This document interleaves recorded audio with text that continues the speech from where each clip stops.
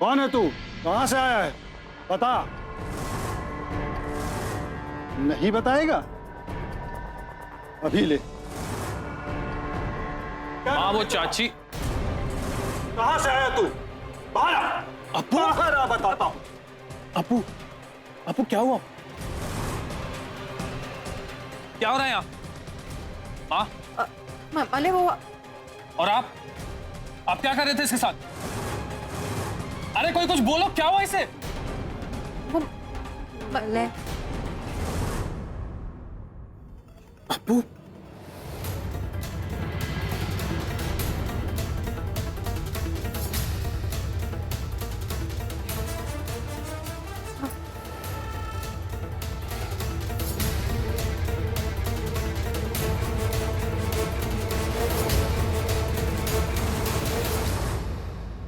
अपू तुम ठीक तो हो? हाँ, वो सुबह से कुछ खाया नहीं था ना, तो इसलिए शायद चक्कर आ गए थे।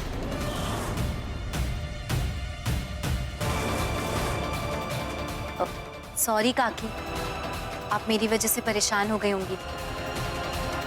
हाँ, अब वो अचानक बेहोश हो गई। मैं तो घबराई गई थी। अब तो ठीक है ना बेटा? हाँ, अब ठीक।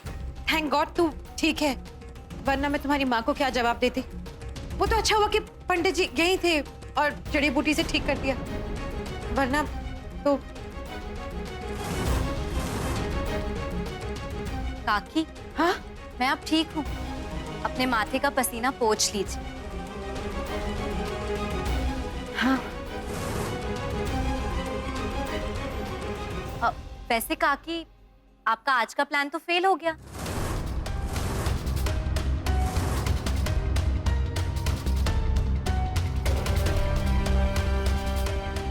शॉपिंग का। हाँ, हाँ। पता नहीं किसकी नजर लगी तुम लोगों को। तुम लोग ऐसा करो कि मंदिर चले जाओ और पूजा करवा लो। हाँ हाँ बेटा, चले जाओ।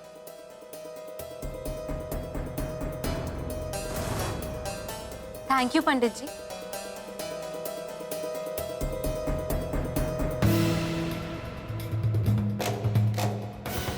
अच्छा काकी, मैं चेंज करके आती हूँ। हाँ अप्पू।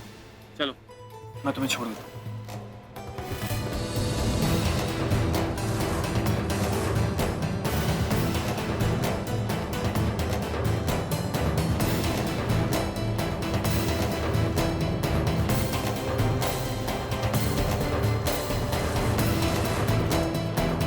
आखिर ये भला क्या है? पता नहीं ये नंदिता मेरी ओप्पू के साथ क्या कर रही है इतनी देर से।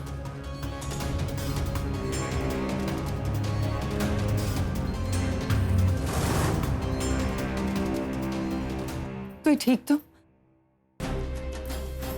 तुम यहाँ? काकी वो मैं आपको को ड्रॉप करने आया था, तो मैंने सोचा आपसे भी, तो मैं चलूं? बाय।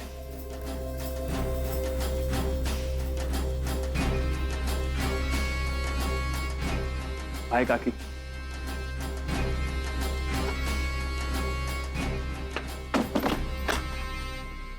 ओप्पू तू ठीक तो? नंदिता तुझे अपने घर क्यों ले गई? माँ, शांत हो जाओ।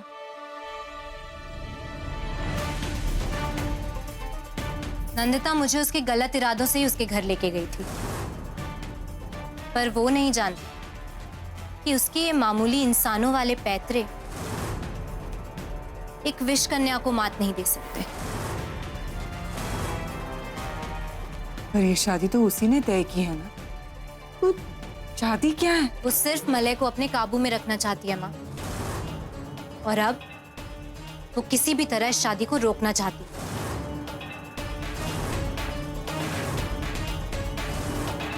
और इसी इरादे से वो मुझे आज अपने घर लेके गई। आज क्या किया उसने? नींबू पानी में नींद की गोलियां मिला दी ताकि मैं बेहोश हो जाऊं। तुम मेरी होने वाली बहू हो, क्या मेरे साथ फ्रेश लाइम सोडा भी नहीं पी सकती? ये लो अप्पू। पर वो बेचारी ये नहीं जानती कि उसकी ये मामूली नींद की गोलियां एक विष कन्या पे कोई असर नहीं कर सकता। नींद की गोलियां? हाँ, वो किसी पंडित से पता करवाना चाहती थी कि मुझ में कोई बुरी शक्तियां तो नहीं है। कि नंदिता तो हाथ धोकर पीछे पड़ गई है। हमें अब एकदम सतर्क रहना पड़ेगा। उपू तू अब से ना। माँ, कुछ नहीं होगा, सब ठीक है। अब वो नंदिता हमारा कुछ नहीं बिगाड़ पाएगी। आपको अपनी ओपू पर भरोसा नहीं है? खुद से ज्यादा तुझ पे भरोसा है। तू नहीं जानती कि मेरे साथ तुझे खड़ा देखकर मुझे कितनी ताकत मिलती है। लेकिन तेरे लिए एक डर सा भी लगा रहता। मत डरो माँ, क्योंकि अब डरने का वक्त मित्तल परिवार का है। आंसू के बदले आंसू, आंसू के बदले आंसू, और जान के बदले जान, जान के बदले जान। अभी तो बहुत हिसाब बराबर करने हैं मुझे।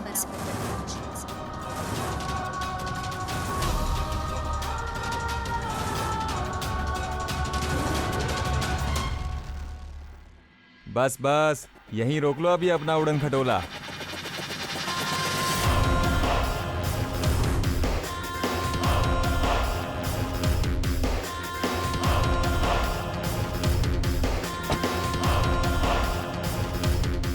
ये ले अपनी दक्षिणा। ही अद्भुत माणूस 500 रुपया दिया और चेंज भी नहीं लिया।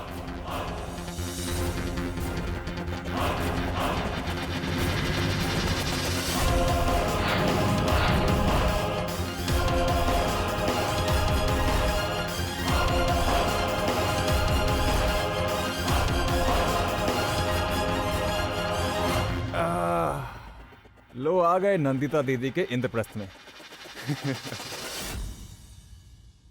नीले और हरे रंग में कोई फर्क नहीं दिखाई देता है आपको? अरे शादी का घर है, हजारों काम है, और यहाँ जाकर खुद पेंट खरीदना पड़ रहा है मुझे। दिखाई नहीं देता?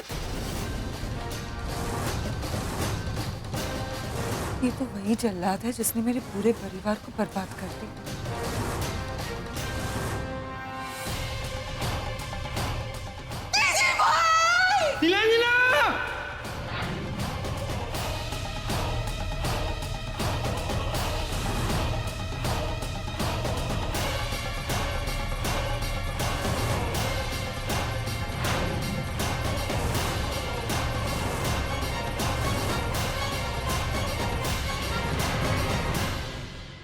सॉरी भाई साहब, मेरी गलती थी।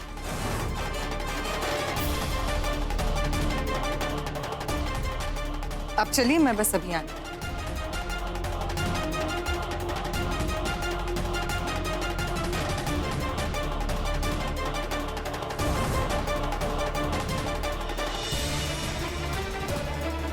मामूद,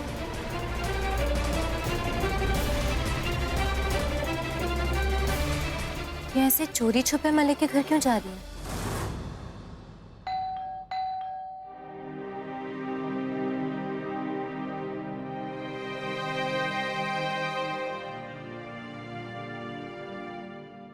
अरे वाह मेरे शेर, तू तो गबरू जवान हो गया है। सॉरी, मैंने आपको पहचाना नहीं। वाह भांजे वाह, जिस मामा की जेब से चिल्लर निकालकर कुल्फी खाता था उसी को भूल गया। वेश मामा? हाँ बेटा। ओह माय गॉड, कितने सालों के बाद मिल रहा हूं मैं आपसे। अरे जीते रहो बेटा। बेटा तब तू भी भक्त प्रहलाद की तरह नन्हा सा था, और आज पूरा 6 फुट का हो गया है मेरा बांका जवान। क्या मामा, आप और आपके माइथो जोक्स।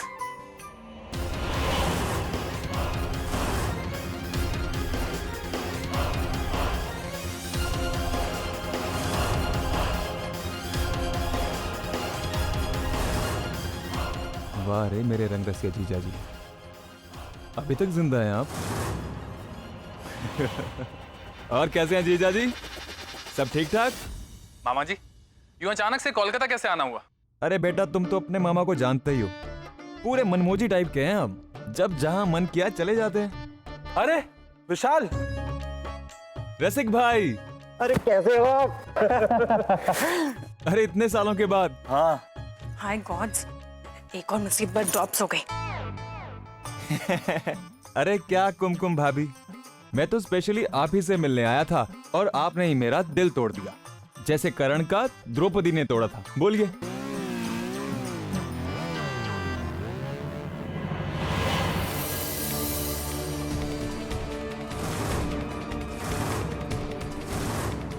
वैसे रसिक भाई, हमारी जीजी कहाँ है? कहीं नजर ही नहीं आ रही। वो कुछ देर पहले बाहर गई। ओह हाँ, आज शुक्रवार है ना, जीजी जरूर काली बाड़ी गई होंगी। वो काली माता की परम भक्त हैं। याद बहुत रहता है आपको। अरे रसिक भाई, ये दिमाग नहीं, कैमरा है कैमरा। जो बात इसके अंदर एक बार आ गई तो वो प्रिंट होकर ही निकलती है।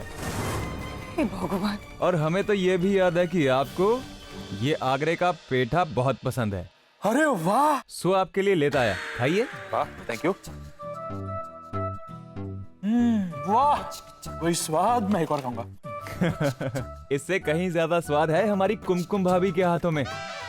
बस उनके कोमल हाथों से बनी एक कप गर्मा गर्म चाय मिल जाए तो मैं गंगा सागर पार कर जाऊं। अच्छे टाइम पे आए हो। मलय की शादी तय हो गई। क्या? मेरे भांजे की शादी तय हो गई और मुझे किसी ने बताया तक नहीं? क्या रसिक बाबू, ये तो गलत बात है। हाँ, वो सब कुछ इतना जल्दी हो गया कि कुछ बताने का मौका ही नहीं मिला। अरे छोड़िए, जो हुआ सो हुआ। अब मैं तो यहाँ पहुंच ही गया हूँ। अब तो मैं आज की टिकट भी कैंसिल करवा दूंगा और मलय की शादी देख कर ही जाऊंगा। और इसी बहाने पुरानी यादें भी ताजा हो जाएंगी। बैठ बेटा। क्यों जीजा जी?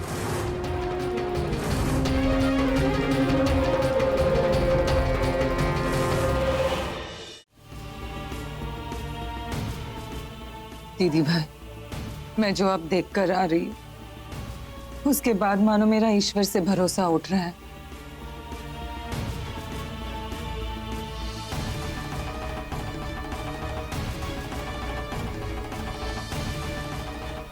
मामूनी, क्या हुआ माँ? अभी मैंने आपको देखा चोरी छुपे मलय के घर जाते हुए, और अभी आंसू। क्या बात है? जिस इंसान ने उस मनहूस दिन दीदी भाई का एक्सीडेंट किया था और हमारे परिवार की सारी खुशियां ले ली, वो इंसान आज इस वक्त मलय के घर में मौजूद है। क्या? उसका नाम विशाल है और वो नंदिता मित्तल का भाई। जो इंसान चंद पैसों के लिए किसी को मरवा सकता है, वो किसी हैवान से कम नहीं हो सकता। उसी विशाल की वजह से नंदिता को हर्ष की सच्चाई पता चली थी और उसी की बेवकूफी की वजह से हर्ष भी दीदी भाई इस हालत में है। मेरी बहन यहाँ एक जिंदा लाश की तरह पड़ी है और वहां वो हत्यारा, वो कातिल खुलेआम घूम रहा है। अपने किए कराए पर कोई पछतावा नहीं है, लेकिन मैं अपनी आंखों के सामने उसे चैन की सांसें लेते हुए नहीं देख सकती।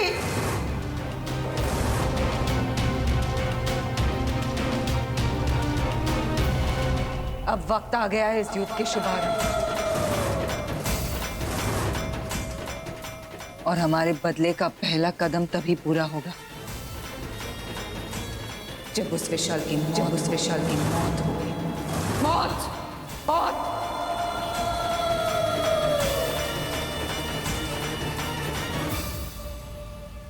मैं समझ सकती हूँ कि एक अनजान व्यक्ति पे अचानक वार करना तेरे लिए कितना मुश्किल होगा, लेकिन इस इंसान को हमारे रास्ते से हटाना सिर्फ हमारे बदले की जरूरत ही नहीं है,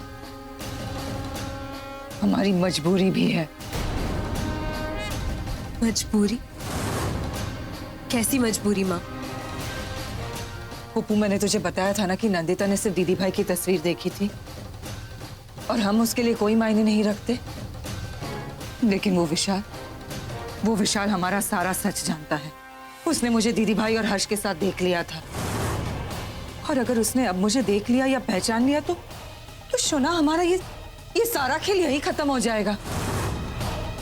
और मलय से शादी करना तो दूर की बात, हमें जिंदगी भर छुप छुप के भागते रहना पड़ेगा। तू समझ रही है ना मेरी बात?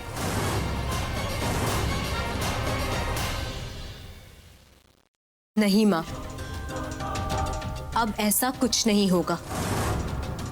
पिछले 20 सालों से आपने अपने दिल में नफरत और बदले की आग जलाए रखी है। मैं उसे यूं ही जाया नहीं जाने दूंगी। और उस विशाल का तो मैं वो हश्र करूंगी कि वो रोज अपनी मौत की दुआ मांगेगा,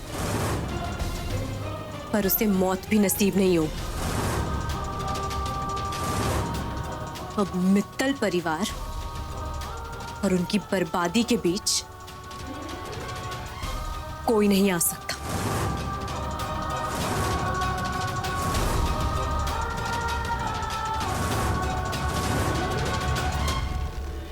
मामूनी, मुझे मलय के साथ मंदिर जाना है। वो बस मुझे लेने आता ही होगा। लेने आ गया।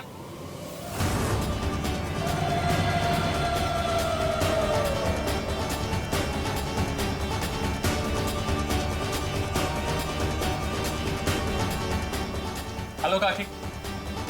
काकी, ये मेरे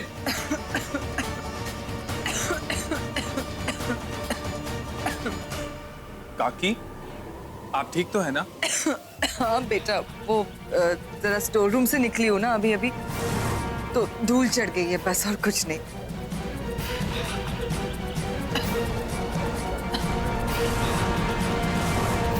अरे, मैं इंट्रोड्यूस करवाना ही भूल गया। ये है मेरे विश मामा। बचपन में इन्होंने मुझे बहुत बदमाशियां सिखाई हैं।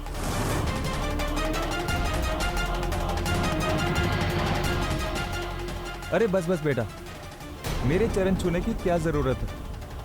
अरे इसमें क्या बात है मामा जी, आपको जो मान मिलना चाहिए वो तो देना ही पड़ेगा ना।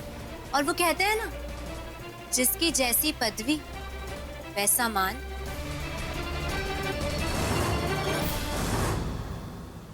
हे टापुर। हाय। नमस्ते नानी जी। खुश रहो बेटा।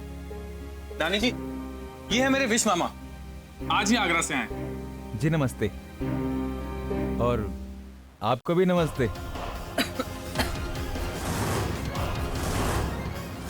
कौन है ये? इतनी जानी पहचानी क्यों लग रही है?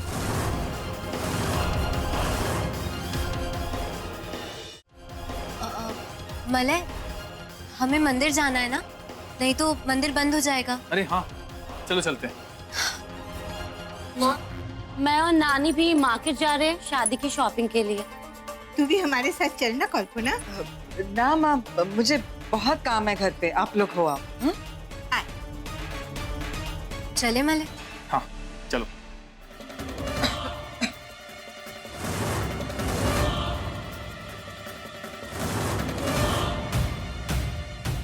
मामा जी, आप वहाँ कहाँ जा रहे हैं? जाने का रास्ता ये है? मैं थोड़ा कंफ्यूज हो गया था। चलिए।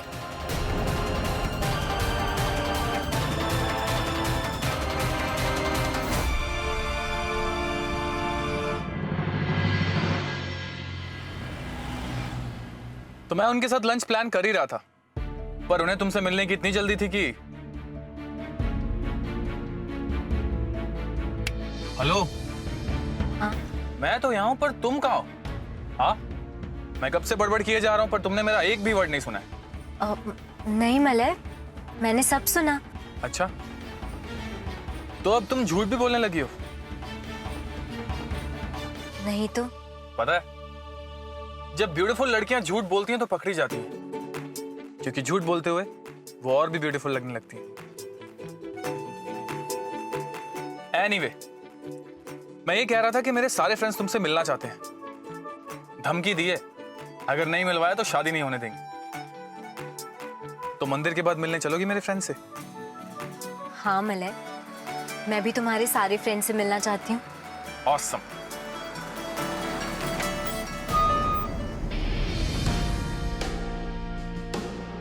इसे क्या हो गया?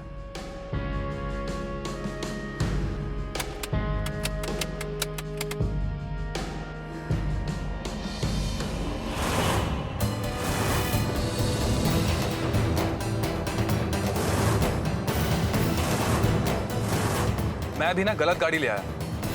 ये अभी मेरी गाड़ी ले जाता है और अपनी खटारा छोड़ जाता है मेरे लिए। यार क्या मुसीबत है।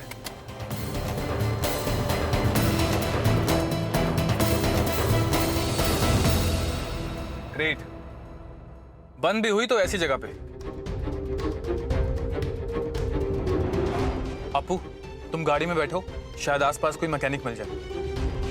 मैं बस यूं गया और यूं आया। मलय, तुम मेरी फिक्र मत करो, तुम आराम से जाओ। तुम्हारी फिक्र करना अच्छा लगता है।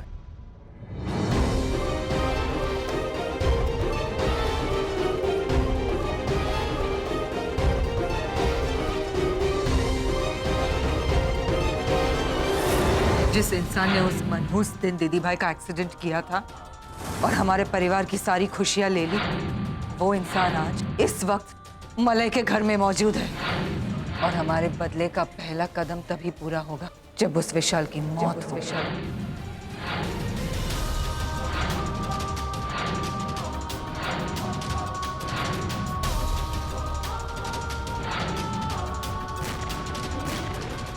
उस विशाल का तो मैं वो हश्र करूंगी कि वो रोज अपनी मौत की दुआ मांगेगा।